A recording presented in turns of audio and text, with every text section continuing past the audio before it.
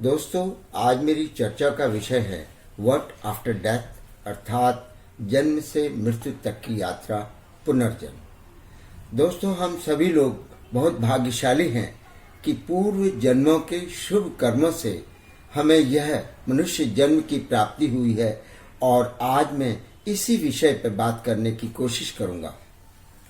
अनादिकाल से मृत्यु लोक पर मनुष्य, पशु, पक्षी, जलचर, कीट पतंगे, पेड़ पौधे व अन्य सभी प्रकार के जीव जन्म लेते हैं और अपनी अपनी आयु को भोग कर मृत्यु को प्राप्त हो जाते हैं। अर्थात इस पृथ्वी पर जिसने जन्म लिया है उसे मृत्यु को प्राप्त होना निश्चित है। इस सृष्टि के प्राणियों को मृत्यु के पश्चात अपने अपने कर्मों के अनुसार पहले तो परलोक में जाके कुछ समय बिताना पड़ता है, जहां वह पिछले जन्मों में किए हुए पुण्य कर्मों अथवा पाप कर्मों का फल भोगते हैं। फिर जब उनके पुण्यों और पापों के अनुसार सुख दुख भोगने का हिसाब खत्म हो जाता है, तब वे इस मृत्यु लोक में फिर से जन्म लेते हैं। इस मृत्यु लोक को कर्म लोक भी कहा जाता है, क्योंकि इसी लोक में प्राणी को कर्म करने का अधिकार है, जिससे उसकी प्रारब्ध बनती है। मनुष्य इस जीवन में पूर्व जन्मों के संचित कर्मों को तो भोगता ही है, साथ में उसे नए कर्म करने का भी अधिकार है, जिसे हम प्रारब्ध कहते हैं। इसे हम फेट और फ्री विल भी कहते हैं। इस जन्म में पूर्व जन्मों के कर्मों का भुगतान तो करते हैं, जो कि शुभ अशुभ, सुख दुख, अच्छा बुरा, स्वास्थ्य व बीमारी कुछ भी होता है। साथ में मनुष्य अपनी इंद्रियों, विषय वासनाओं के वशीभूत होकर भोग, हिंसा, पाप व दुष्कर्म कर बैठते हैं। और इसी फ्री विल के ऑप्शन में यदि ईश्वर की तरफ ध्यान हो तो मनुष्य मानव कल्याण के कार्य करता है।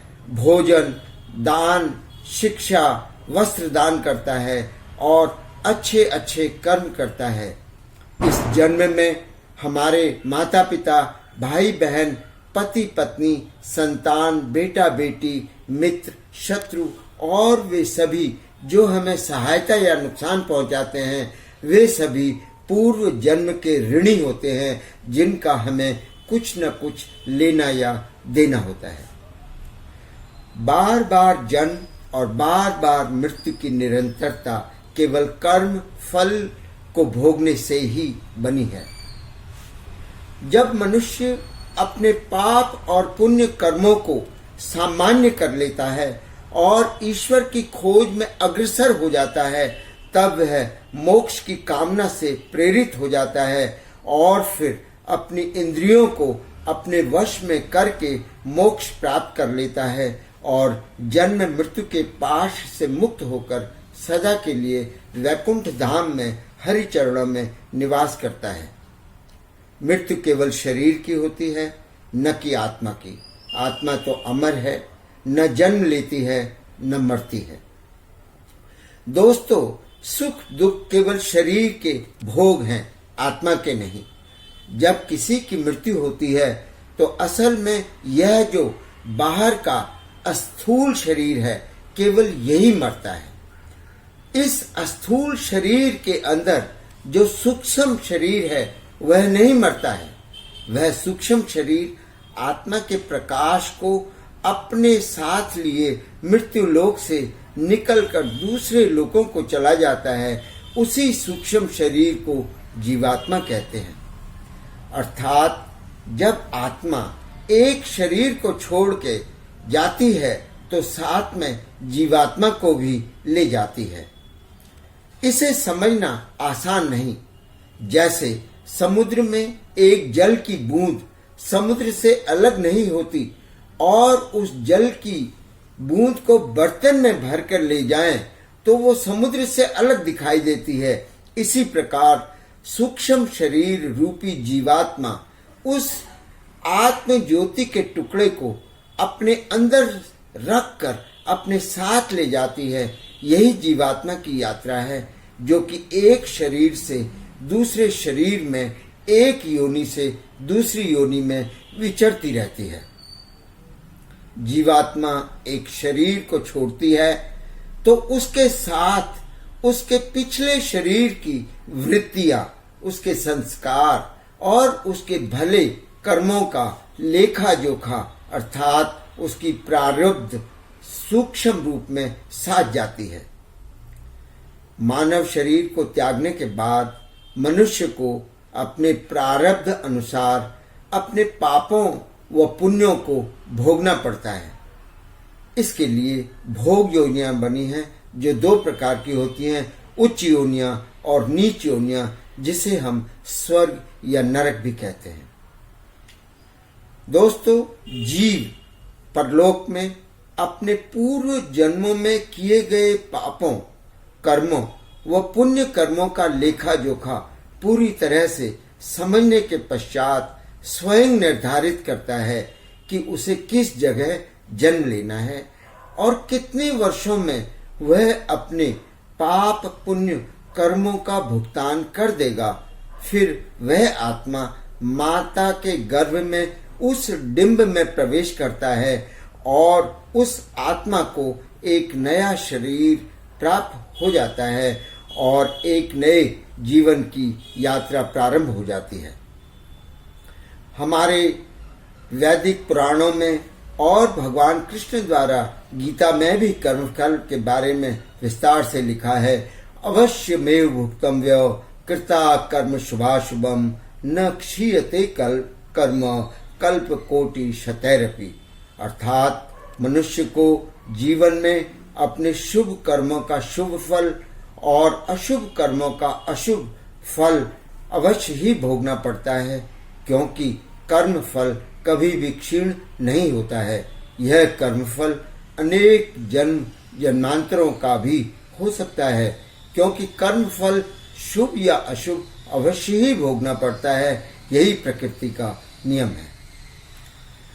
जब भी मनुष्य अपने जीवन में कुछ सफलता प्राप्त करता है तो समझना चाहिए कि उस मनुष्य के पूर्व जन्म में किए गए शुभ कर्मों का फल ही है, जिसे भोगने के लिए उसने एक समृद्ध घर में जन्म लिया है, या फिर एक गरीब घर में जन्म लेकर उस मनुष्य को उन सभी लोगों का पूर्व जन्म का ऋण चुकाना है जो उसे पूर्व जन्म में मिला था। इसी प्रकार जब मनुष्य परेशानी में आती है, परेशानी में होता है, उसे कुछ दुखद समाचार मिलता है, तो यह समझ लीजिए कि यह दुख पूर्व जन्मों में किए गए पापों का फल है। ईश्वर की बनाई हुई सृष्टि में सभी कुछ प्रकृति के नियमों के अनुरूप ही होता है। ईश्वर किसी से ना कुछ लेता है और ना कुछ देता है। अतः ईश्वर का यह खेल बहुत ही विचित्र है, जिसे आज तक कोई भी नहीं जान पाया है। मनुष्य जीवन में भी और परलोक में भी ग्रहों का प्रभाव बना रहता है। सूर्य आत्मा का कारक है, चंद्र मन का कारक है। शनि महाराज यह सुनिश्चित करते हैं कि क्या हमने अपने कर्मों का भुगतान किया कि नहीं। इसी प्रकार बुद्ध बुद्धि का कारक है, तो बृहस्पति ज्ञान विवेक और मंगल साहस का कारक है। मृत्यु के बाद जब जीवात्मा परलोक में जाती है तो वहां के शांत सुरम्य सुखमय वातावरण में उसे उसके द्वारा किए गए शुभ कर्मों की जानकारी दी जाती है और वह जीवात्मा स्वयं ही यह सुनिश्चित करती है कि उसे अपने कर्मों का भुगतान करने में कितना समय लगेगा और उसके द्वारा किए गए शुभ अशुभ कर्मों को किस प्रकार दोबारा माता के गर्भ में जन्म लेकर कर्मों को संतुलित करना होगा। जीवात्मा के पास यह सब निर्धारण करने के लिए काफी समय होता है और जीवात्मा ही यह सुनिश्चित करती है कि उसे किस घर में जन्म लेना है। नए जन्म में जब बच्चा हंसता है, मुस्कुराता है, तो समझना चाहिए कि यह आत्मा स्वर्ग लोक से शुभ कर्मों के सुख को भोगने के लिए आई है। अन्यथा जब कभी बच्चा रोगी, दुखी, परेशान हो तो यह जीवात्मा के पाप कर्म हैं जो उसे इस जीवन में भी पूर्व जन्म के पाप कर्मों को ग्रहों के द्वारा दुखी कर रहे हैं। दोस्तों, जन्म कुंडली में हम देखते हैं कि चंद्र शनि द्वारा देखा जाता है तो विष योग बनता है। इसी प्रकार राहु केतु सूर्य या चंद्र को बांध कर रखता है तो ग्रहण लगता है। सूर्य चंद्र साथ भी होते हैं। कुंडली में अकेला चंद्रमा केम द्रुम योग बनाता है। कई बार सब कुछ ठीक होने पर भी जीवन साथी, माता पिता, भाई बंधु के साथ हमें दुख या सुख मिलता है। इसका मतलब यह है कि हमने उनका पूर्व जन्म में कुछ न कुछ लेना देना होता है और हमें यह जीवन उस ऋण को चुकाने के लिए स्वयं परलोक में हमारी आत्मा ने चुना है। दोस्तों, कई बार देखा गया है कि अपने पूरे जीवन मनुष्य ने ऐश्वर्य से जिंदगी जी, लेकिन अंत समय शनि राहु केतु की दशा में अनेक वर्षों तक बीमारी पीछा नहीं छोड़ती और मृत्यु भी नहीं आती है। अर्थात आपके पूर्व जन्म के पाप कर्मों का भुगतान होने के बाद ही वापसी का टिकट मिलेगा।